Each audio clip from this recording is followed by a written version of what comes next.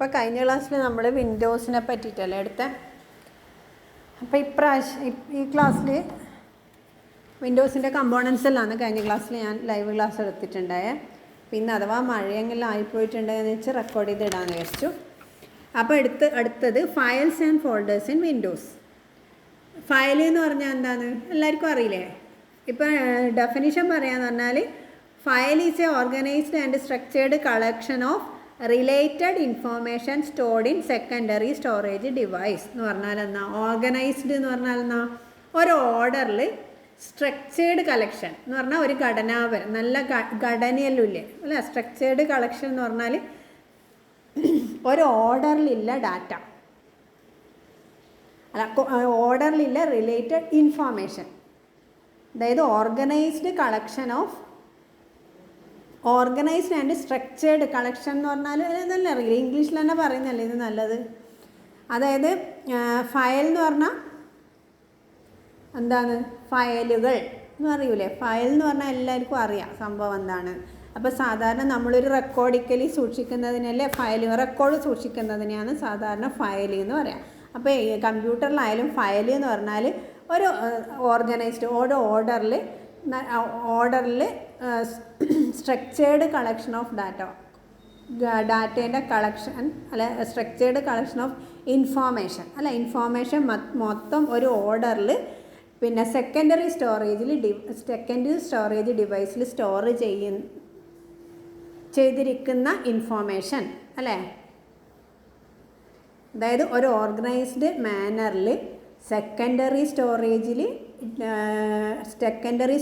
Device എന്ന് പറഞ്ഞാൽ hard ഡിസ്കിൽ സ്റ്റോർ ചെയ്തിരിക്കുന്ന ഇൻഫോർമേഷനെയാണ് നമ്മൾ ഫയൽ എന്ന് പറയാം. നമ്മൾ സാധാരണ മാനുവലി എഴുതുന്ന ഫയൽ എന്ന് പറഞ്ഞാൽ പേപ്പറിൽ അന്നേരമുള്ള റെക്കോർഡ്സ് ഓർഡറിൽ നമുക്കിപ്പോൾ ഏത് ഫയലാണ് നോക്കുമ്പോൾ ജസ്റ്റ് മറിച്ച് നോക്കിയാൽ അതിനൊരു ഫയലിന് സ്ട്രക്ചേർഡ് കളക്ഷൻ എന്ന് പറയാനെന്ന കാരണം എന്ന് വെച്ചാൽ ആ ഫയലിനൊരു നെയിം ഉണ്ടായിരിക്കണം, ഒരു ഓർഡർ ഉണ്ടാവണം, ഒരു ഹെഡിങ് ഉണ്ടാവണം, അങ്ങനെയില്ല. അതാണ് ഈ പറയുന്നത്. അപ്പോൾ ഓർഗനൈസ്ഡ് മാനറിൽ സൂക്ഷിച്ചിരിക്കുന്ന സെക്കൻഡറി സ്റ്റോറേജിൽ മെമ്മറിയിൽ സൂക്ഷിച്ചിരിക്കുന്ന ഇൻഫോർമേഷനെയാണ് നമ്മൾ ഫയൽ എന്ന് പറയാം. ഓക്കെ. അപ്പോൾ ഫയലിൻ്റെ ഡെഫിനിഷൻ എന്ന് പറഞ്ഞാൽ ഫയൽ ഇത് വൺ വേർഡ് ചിലപ്പോൾ ചോദിക്കാം. ഫയൽ ഈസ് എ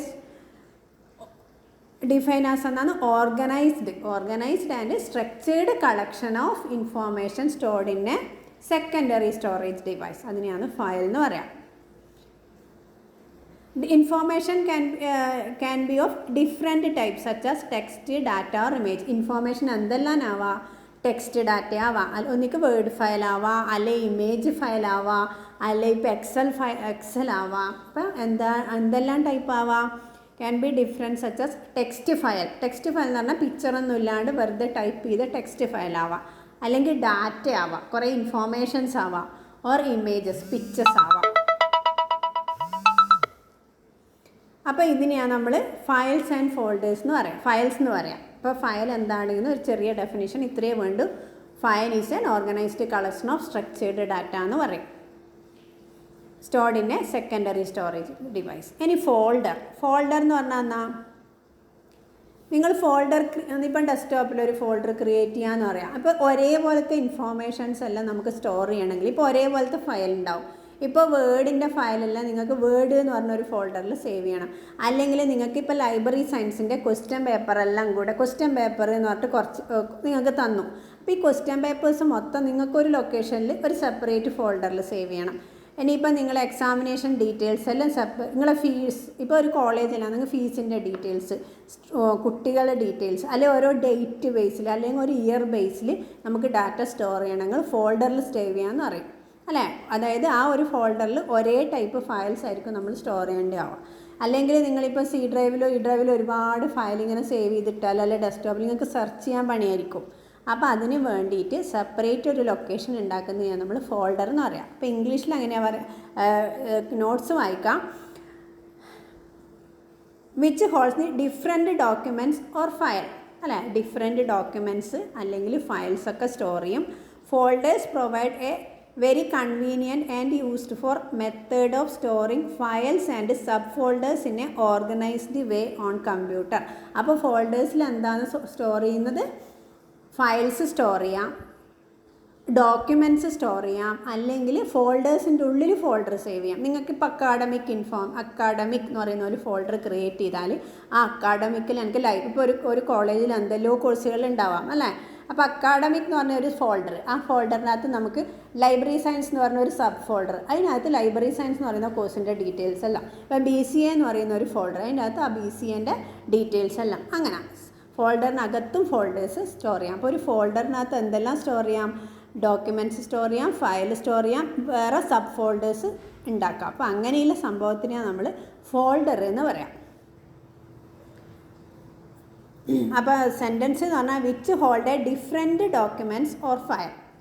അതായത് ഒരു ഫോൾഡറിൻ്റെ ഉള്ളിൽ നമുക്ക് ഡിഫറെൻറ്റ് ഡോക്യുമെൻറ്റ്സ് സ്റ്റോർ ചെയ്യാം, ഫയൽ സ്റ്റോർ ചെയ്യാം. അത്രയെല്ലാം എഴുതിയാൽ മതി. അപ്പോൾ നമുക്കൊരു ഫോൾഡറിനകത്ത് വേറെ ഫോൾഡർ വേണമെങ്കിൽ ക്രിയേറ്റ് ചെയ്യാം. അപ്പോൾ you can create folder inside A folder. നമുക്കൊരു ഫോൾഡറിനകത്ത് വേണമെങ്കിൽ എന്ത് ചെയ്യാം? ഒരു ഫോൾഡർ ക്രിയേറ്റ് ചെയ്യാം. ഇപ്പോൾ എക്സാമ്പിൾ പറയുന്നതാണ്, if you have A folder sports you can create folders such as cricket, football and hockey. അതായത് നിങ്ങൾ സ്പോർട്സ് എന്ന് പറയുന്ന ഒരു ഫോൾഡർ ഉണ്ടാക്കിയാൽ സ്പോർട്സിനകത്ത് നമുക്ക് എന്ത് ചെയ്യാം? ഫുട്ബോൾ, ക്രിക്കറ്റ്, ഹോക്കി എന്ന് പറഞ്ഞിട്ട് സബ് ഫോൾഡേഴ്സ് ഉണ്ടാക്കാം. ക്രിക്കറ്റിൻ്റെ ഡീറ്റെയിൽസ് അല്ല ഈ ഫോൾഡറിൽ സേവ് ചെയ്യാം. ഫുട്ബോളിൻ്റെ ആണെങ്കിൽ ഫുട്ബോൾ എന്ന് പറഞ്ഞ ഫോൾഡറിൽ, അങ്ങനെ ഹോക്കി എന്ന് പറഞ്ഞാൽ ഹോക്കീസ്, ഇതെല്ലാം സ്റ്റോർ ചെയ്യുന്നതിനെയാണ് നമ്മൾ ഫോൾഡേഴ്സ് എന്ന് പറയാം. അപ്പോൾ എങ്ങനെയാണ് ഒരു ഫോൾഡർ ക്രിയേറ്റ് ചെയ്യാം? അപ്പോൾ ഫയൽ എന്താണെന്ന് പറഞ്ഞു. ഇതെല്ലാം നിങ്ങൾക്ക് അറിയുന്ന സംഭവങ്ങളാണ്. ഞാൻ ജസ്റ്റ് പറഞ്ഞ തിയറി ചോദിച്ചെങ്കിൽ എഴുതേണ്ടതുകൊണ്ടാണ് ഇങ്ങനെ തിയറി ആയിട്ട് പറയുന്നത്. ഇനി creating files and folders. File എങ്ങനെയാണ് ക്രിയേറ്റ് ചെയ്യാം? അപ്പോൾ ഫയൽ ഏത് ആപ്ലിക്കേഷനിലും വേണമെങ്കിൽ നമുക്ക് എന്ത് ചെയ്യാൻ പറ്റും? ഫയൽ ക്രിയേറ്റ് ചെയ്യാൻ പറ്റും. അപ്പോൾ ഫയൽസ് എങ്ങനെ ക്രിയേറ്റ് ചെയ്യും? ഇപ്പോൾ ഒരു വേർഡ് ഫയലാണ് ക്രിയേറ്റ് ചെയ്യണമെങ്കിൽ നമ്മൾ വേർഡ് ഫയൽ ഓപ്പൺ ആക്കും, അതിൽ ഫയൽ ന്യൂ എന്ന് പറഞ്ഞിട്ടെടുക്കും, അതിനകത്ത് ഫയൽ നെയിം കൊടുക്കും, എന്നിട്ട് സേവ് ചെയ്യും. ഇത്രയും കാര്യങ്ങളാണ് ചെയ്യുന്നത്. അത് ഓരോ വേർഡ് എടുക്കുമ്പോൾ അത് കൃത്യമായിട്ട് പറഞ്ഞുതരും. ഇത് കോമൺ ആയിട്ട് ഞാൻ പറയുന്നതാണ്. ക്രിയേറ്റിംഗ് ഫയൽസ് ആൻഡ് ഫോൾഡേഴ്സ് ആണ് heading. How can create folders and files? അപ്പോൾ ചോദിച്ചാൽ folder can be created on desktop, in my documents or at any other specified location. Folders നമുക്ക് എവിടെ വേണമെങ്കിലും ക്രിയേറ്റ് ചെയ്യാം. ഡെസ്ക്ടോപ്പിൽ വേണമെങ്കിൽ, നിങ്ങൾക്ക് ഡെസ്ക്ടോപ്പിലാണ് എല്ലാ ഫയൽസും. ഇപ്പോൾ നിങ്ങൾക്ക് സ്ക്രീൻ ഓപ്പൺ ആക്കുമ്പം തന്നെ എന്ത് ചെയ്യണം? ഫോൾഡർ കാണണം അല്ലേ? ഇപ്പം നിങ്ങളെ ലൈബ്രറി സയൻസിൻ്റെ ഫോൾഡർ ഡെസ്ക്ടോപ്പിൽ വേണമെങ്കിൽ ഉണ്ടാക്കാം. അങ്ങനെയല്ല, മൈ ഡോക്യുമെൻറ്റ്സ് എന്ന് പറഞ്ഞൊരു ഫോൾഡർ ഇല്ലേ, നമ്മൾ മൈ ഡോക്യുമെൻറ്റ്സ് എല്ലാം ക്രിയേറ്റ് ചെയ്യുന്ന ഒരു ഫോൾഡർ ഉണ്ടാവും. ദിസ് പീസിനകത്ത് മൈ ഡോക്യുമെൻറ്റ്സ്, അതിൽ വേണമെങ്കിൽ ഫോൾഡർ ഉണ്ടാക്കാം.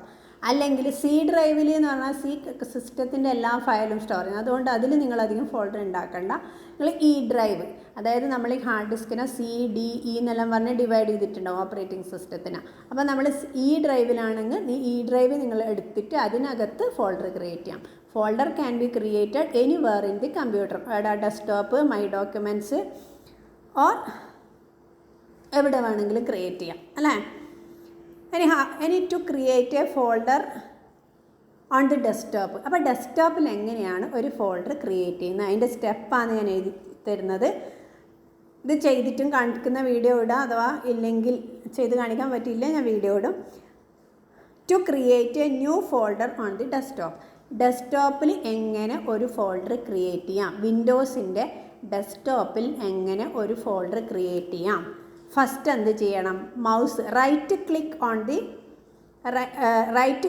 The desktop and select new from the shortcut menu. നിങ്ങൾ മൗസ് റൈറ്റ് ക്ലിക്ക് ചെയ്യുക. എവിടെ? ഡെസ്ക്ടോപ്പിൽ റൈറ്റ് ക്ലിക്ക് ചെയ്യുക. റൈറ്റ് ക്ലിക്ക് ചെയ്യുമ്പോൾ ഒരു മെനു വരും. അതിനകത്ത് ന്യൂ എന്ന് പറയുന്ന ഇപ്പം ഞാൻ അതിൻ്റെ വിൻഡോസ് ഇവിടെ കാണിച്ചു തന്നിട്ടുണ്ട്. Right click on the desktop and select the new from the shortcut menu. ഇതിൽ കണ്ട ഒരു ഇത് to display another popup menu from where select the folder option. അപ്പോൾ റൈറ്റ് ക്ലിക്ക് ചെയ്യുമ്പോൾ എന്ത് വരും? ഇങ്ങനെ കുറേ മെനൂസ് വരും, അറേഞ്ച്, പേസ്റ്റ്, ന്യൂ അങ്ങനെ. അപ്പോൾ നിങ്ങൾ ക്ലിക്ക് ചെയ്യേണ്ടത് ന്യൂ എന്ന് പറയും. ആദ്യം റൈറ്റ് ക്ലിക്ക് ചെയ്യുക, പിന്നെ ന്യൂ എന്ന് പറയുന്ന ബട്ടൺ സാധാ ക്ലിക്ക് ചെയ്യുക, അതിന് ശേഷം ഫോൾഡർ ക്ലിക്ക് ചെയ്യുക. അപ്പോൾ ഈ ന്യൂ ക്ലിക്ക് ചെയ്യുമ്പോൾ ഫോൾഡർ എന്ന് പറയുന്ന ഓപ്ഷൻ വരും, ആ ഫോൾഡർ ക്ലിക്ക് ചെയ്യുക. By default this create a new folder named new folder. അപ്പോൾ ഈ ഫോൾഡറിൽ നമ്മൾ ക്ലിക്ക് ചെയ്യുമ്പോൾ ന്യൂ ഫോൾഡർ എന്ന് പറഞ്ഞിട്ടൊരു സംഭവം വരിക. ഇനിയിപ്പോൾ നിങ്ങൾക്ക് ആ ന്യൂ ഫോൾഡറിൽ ഇപ്പോൾ ലൈബ്രറി എന്നാണോ കൊടുക്കേണ്ടതെങ്കിൽ so it can assign a new name easily. നിങ്ങൾക്ക് വേണമെങ്കിൽ ഇവിടെ ടൈപ്പ് ചെയ്തിട്ട് ലൈബ്രറി എന്ന് കൊടുക്കുക. അപ്പോൾ ഒരു ഡെസ്ക്ടോപ്പിലൊരു ഫോൾഡർ ക്രിയേറ്റ് ചെയ്യേണ്ട സ്റ്റെപ്പ് ഈസിയാണ്. How to create a folder on desktop. ഒരു ക്വസ്റ്റ്യൻ ചോദിച്ചാൽ നിങ്ങൾ എന്ത് ചെയ്യണം? Right click on the desktop, then click new, then click folder. അതിനുശേഷം അതിനകത്ത് പിന്നെ എന്താ വരിക? ന്യൂ ഫോൾഡർ എന്ന് പറയുന്ന ഓപ്ഷനാണ് വരിക. അതിനകത്ത് നമ്മൾ എന്ത് ചെയ്യുക? പേര് കൊടുക്കുക. അപ്പോൾ നിങ്ങളുടെ പേരിൽ ഡെസ്ക്ടോപ്പിലൊരു ഫോൾഡർ ക്രിയേറ്റ് ചെയ്തു. അപ്പോൾ ഫോൾഡർ ക്രിയേറ്റ് ചെയ്യേണ്ട സ്റ്റെപ്പായി. Next moving and copying files and folders. നമുക്ക് എന്ത് ചെയ്യണം? അതായത് ഫോൾഡർ നിങ്ങൾ ക്രിയേറ്റ് ചെയ്തു, ഈ ഫോൾഡറിലേക്ക് നമ്മൾ ഫയലിനെ മൂവ് ചെയ്യണം, അല്ലെങ്കിൽ ഫോൾഡറിൽ ഫയൽ സേവ് ചെയ്യണം, അല്ലെങ്കിൽ ഫയലിനെ എടുത്തിട്ട് ഇതിനകത്ത് പേസ്റ്റ് ചെയ്തിടണം. അപ്പോൾ ഇങ്ങനെ ഏത് രീതിയിലെങ്കിലും ഫോൾഡറിൽ നമുക്കിടെ. ഇപ്പം ഡെസ്ക്ടോപ്പിൽ തന്നെ നിങ്ങളൊരു ഫയൽ സേവ് ചെയ്ത് വെച്ചിട്ടുണ്ട്, ഫോൾഡറും ഡെസ്ക്ടോപ്പ് ക്രിയേറ്റ് ചെയ്തിട്ടുണ്ട്. അപ്പോൾ ഡെസ്ക്ടോപ്പിൽ ഈ ഫയൽ ജസ്റ്റ് ഡ്രാഗ് ചെയ്തിട്ട് എന്ത് ചെയ്താൽ മതി? ഈ ഫോൾഡറിലിടാം. അല്ലാണ്ട് നമുക്ക് സേവ് ചെയ്യുന്നത് വേറെ രീതിയിൽ. അപ്പം ഇതിലെങ്ങനെയാണെന്ന് പറഞ്ഞിട്ടുണ്ട് നോക്കുക. Moving and copying files and folders. എങ്ങനെയാണ് മൂവ് ചെയ്യാൻ?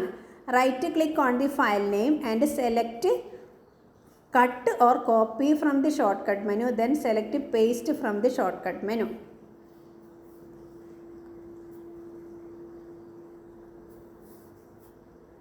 ഇപ്പോൾ ഒരു ഫയൽ കോപ്പി ചെയ്യാൻ വേണ്ടെങ്കിൽ ആ ഫയലിൽ റൈറ്റ് ക്ലിക്ക് ചെയ്യാം, എന്നിട്ട് കോപ്പി ചെയ്യാം. കോപ്പി ആണോ കട്ട് ചെയ്യാണോ? കോപ്പി എന്ന് പറയുന്ന ഉദ്ദേശം എന്ന് വെച്ചാൽ ഇത് ആ ഫയൽ അവിടെ ഉണ്ടാവുകയും ചെയ്യും, നമുക്ക് വേറെ അതിൻ്റെ കോപ്പി കിട്ടുകയും ചെയ്യും. പക്ഷെ കട്ട് ചെയ്താൽ ആ ഒറിജിനൽ ലൊക്കേഷനിൽ ആ സംഭവം ഉണ്ടാവില്ല, നമ്മൾ പേസ്റ്റ് ചെയ്യുന്ന ലൊക്കേഷനിൽ മാത്രമേ ഉണ്ടാവും. അപ്പോൾ ഫസ്റ്റ് കോപ്പി ചെയ്യാന്ന് പറഞ്ഞാൽ, മൂവ് ചെയ്യാന്ന് പറയുമ്പോൾ കട്ട് കോപ്പി ചെയ്യാന്ന് മൂവിങ് എന്ന് പറയാം. മൂവ് ചെയ്യാം, ഒന്നിക്ക് കട്ട് ചെയ്യുക അല്ലെങ്കിൽ കോപ്പി ചെയ്യുക. അപ്പോൾ ആദ്യം നമ്മൾ മൂവ് ചെയ്തു, കട്ട് ചെയ്തു, എന്നിട്ട് നമുക്ക് വേണ്ടുന്ന ലൊക്കേഷനിൽ.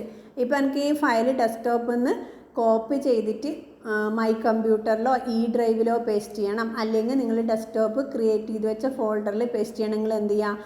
ആദ്യം ഫയൽ റൈറ്റ് ക്ലിക്ക് ചെയ്യുക, കോപ്പി ചെയ്യുക, നമുക്ക് എവിടെയാണോ പേസ്റ്റ് ചെയ്യേണ്ടത് ആ ഫോൾഡർ ഡബിൾ ക്ലിക്ക് ചെയ്തിട്ട് അവിടെ കൊണ്ടുപോയി പേസ്റ്റ് ചെയ്യുക. അത്രയേ പണിയുള്ളൂ.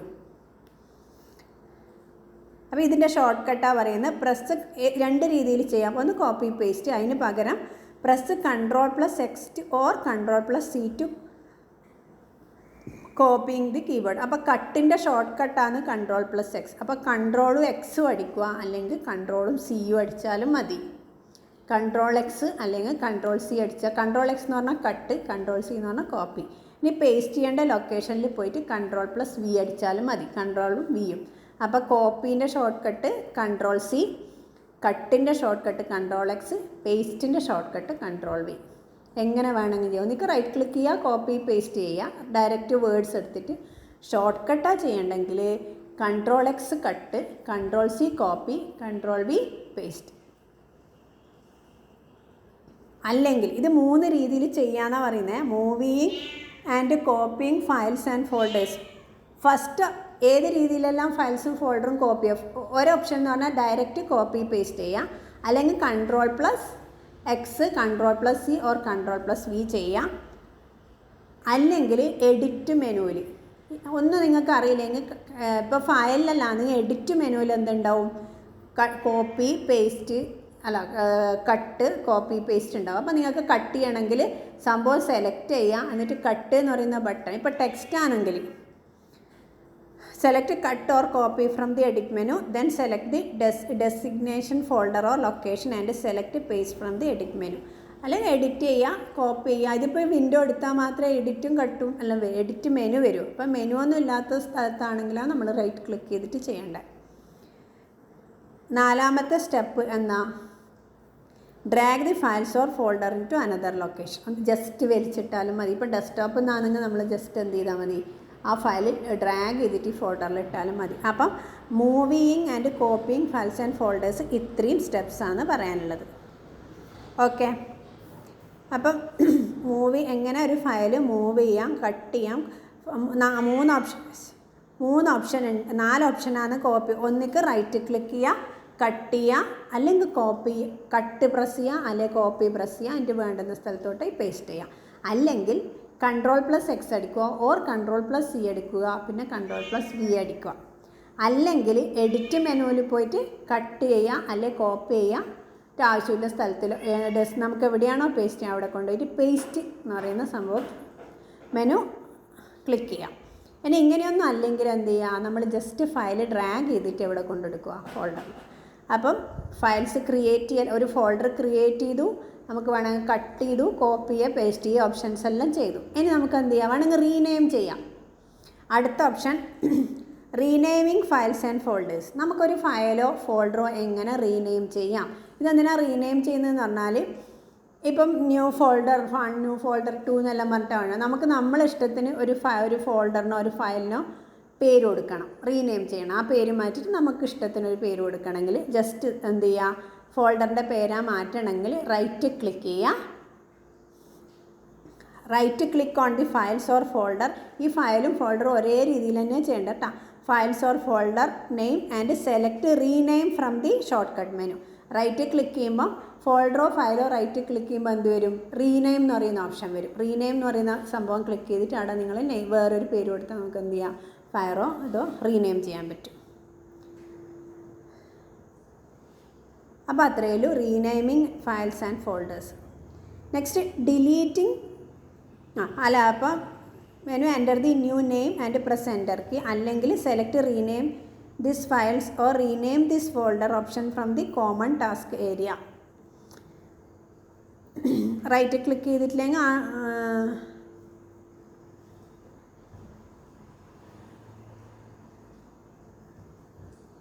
അതായത് ഫയൽ ക്ലിക്ക് ചെയ്യുമ്പോൾ തന്നെ റീനെയിം ഓപ്ഷൻ വരുന്നുണ്ടെങ്കിൽ അങ്ങനെ ചെയ്യാം, അല്ലെങ്കിൽ റൈറ്റ് ക്ലിക്ക് ചെയ്ത് ചെയ്യാം. അങ്ങനെയാണ് renaming files and folders. Next deleting files and folders. നമ്മൾ ഫയലും ഫോൾഡറും എങ്ങനെ ഡിലീറ്റ് ചെയ്യാം. അപ്പോൾ റൈറ്റ് ക്ലിക്ക് ചെയ്യാം, എല്ലാവരും ഈ റൈറ്റ് ക്ലിക്ക് തന്നെയാണ് ചെയ്യേണ്ടത്. റൈറ്റ് ക്ലിക്ക് ചെയ്യാം, select delete, click on files or folder and select delete from the shortcut menu. അത്രയേ ഉള്ളൂ. എന്നിട്ട് നമ്മൾ ഡിലീറ്റ് കീ പ്രസ് ചെയ്താൽ ഡിലീറ്റ് ആയി. Select the delete this folder or delete this folder option from the common task area. Drag the files or folder into recycling bin. അല്ലെങ്കിൽ എന്ത് ചെയ്താൽ മതി, ഫയൽസ് ഓർ ഫോൾഡർ ഡ്രാഗ് ചെയ്ത് recycling ബിന്നിൽ കൊണ്ടിട്ടാലും മതി.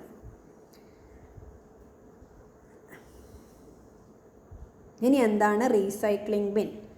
റീസൈക്ലിംഗ് ബിൻ എന്ന് പറഞ്ഞാൽ is a temporary storage area where you can move any files or folder that you no longer need. അപ്പോൾ റീസൈക്ലിംഗ് ബിൻ എന്ന് പറഞ്ഞാൽ എന്താ, നമുക്ക് ആവശ്യമില്ലാത്ത ഫയൽസ് എല്ലാം ഡിലീറ്റഡ് ഫയൽസ് എല്ലാം സ്റ്റോർ ചെയ്യുന്ന സ്ഥലമാണ് എന്തെന്ന് റീസൈക്ലിംഗ് ബിൻ എന്ന് പറഞ്ഞാൽ വേസ്റ്റ് കൊട്ട എന്ന് പറയും അല്ലേ. റീസൈക്ലിംഗ് ബിൻ എന്ന് പറഞ്ഞാൽ എന്താണ്, നമുക്ക് ആവശ്യമില്ലാത്ത ഇപ്പോൾ നമ്മൾ ഡിലീറ്റഡ് ഫയൽസ് എല്ലാം ഓട്ടോമാറ്റിക് സ്റ്റോർ ചെയ്യുന്ന സംഭവമാണ് റീസൈക്ലിംഗ് ബിൻ എന്ന് പറയാം. റീസൈക്കിൾ ചെയ്യാൻ പറ്റുന്നില്ല രീതിയിലായിരിക്കും അല്ലേ, വേസ്റ്റ് കൊട്ട വേണമെങ്കിൽ ആ റീസൈക്ലിംഗ് ബിന്നിൽ നമുക്ക് റീസ്റ്റോർ ചെയ്തിട്ട് അറിയാണ്ട് ഡിലീറ്റ് ആയത് പോയ സംഭവങ്ങളെല്ലാം ഈ റീസൈക്ലിംഗ് ബിന്നിലുണ്ടാവും. നമുക്ക് അവിടെ നിന്ന് വേണമെങ്കിൽ റീസ്റ്റോർ ചെയ്തെടുക്കാം. To view the content of recycling bin, double click on the recycling bin icon on the desktop. This open the recycling bin window contains a list of deleted items. An item remains in the recycle bin until you can decide to permanently delete or restore it. അപ്പോൾ നമുക്ക് deleted ഫയൽസും നമ്മളത് restore ചെയ്ത് വെക്കുന്നവരെ എന്ത് ചെയ്യും, recycling ബിന്നിൽ ആ contents ഉണ്ടാവുമെന്നാണ് പറയുന്നത്. അപ്പം recycling bin എന്ന് പറഞ്ഞാൽ എന്താണ്, നമ്മൾ ഡിലീറ്റഡ് ഐറ്റംസൊക്കെ സ്റ്റോർ ചെയ്യുന്ന സ്ഥലമാണ് റീസൈക്ലിംഗ് ബിൻ എന്ന് പറയാം. റീസൈക്ലിംഗ് ബിന്നിൽ എന്താ ഉണ്ടാവുക, നമ്മൾ ഡിലീറ്റഡ് ഐറ്റംസ് ഉണ്ടാവും. നമുക്കിത് വേണമെങ്കിൽ എന്ത് ചെയ്യാൻ പറ്റും, റീസ്റ്റോർ ചെയ്തെടുക്കാൻ പറ്റും. അതാണ് റീസൈക്ലിംഗ് ബിൻ. റീസൈക്ലിംഗ് ബിൻ ഡെസ്ക്ടോപ്പിലൊരു സംഭവമാണ്, ഡിലീറ്റഡ് ഐറ്റംസൊക്കെ സ്റ്റോർ ചെയ്യുന്ന സംഭവമാണ് റീസൈക്ലിംഗ് ബിൻ എന്ന് പറയാം. ഇനി റീസ്റ്റോറിങ് ഐറ്റം, നമുക്ക് റീസൈക്ലിംഗ് ബിന്നിൽ നിന്ന് എങ്ങനെ ഐറ്റംസൊക്കെ റീസ്റ്റോർ ചെയ്യാൻ പറ്റും. അപ്പം റീസൈക്ലിംഗ് ബിന്ന് പോവാം, റൈറ്റ് ക്ലിക്ക് ചെയ്യുക, എന്നിട്ട് റീസ്റ്റോർ ബട്ടൺ ക്ലിക്ക് ചെയ്യാം. അപ്പോൾ എന്ത് ചെയ്യും, നമ്മൾ ഡിലീറ്റഡ് ഐറ്റംസ് മൊത്തം റീസൈക്ലിംഗ് ബിന്നിൽ നിന്ന് റീസ്റ്റോർ ചെയ്ത് കിട്ടും.